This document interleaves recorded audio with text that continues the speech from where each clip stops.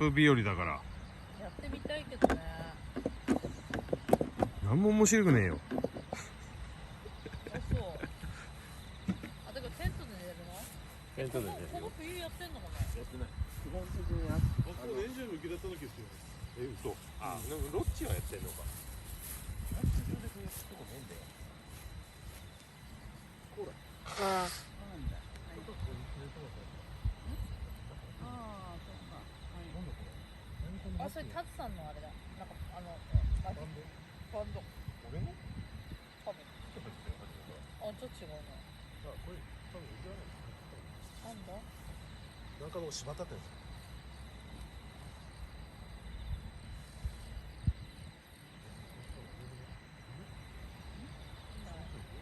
いや、まあ、でも鏡だべ。固めって何よ。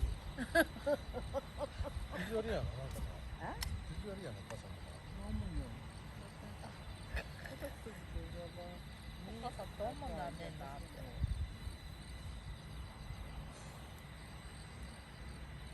撮ってる。乾杯ですか、乾杯。飲むよ。急に。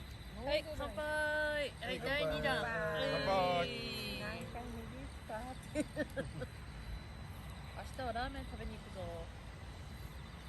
大崎行けばいいよね。ラーメン。ラーメン、美味しいラーメン。味味噌ラーメン。噌食堂さえ行かねえよ。あ？美味しいラーメン。味噌ラーメン食べに行こう。どこか。味噌ラーメン。うん、なんでもいいんだよ。親父が。あ、だけど、親父そうだよな。え？親父。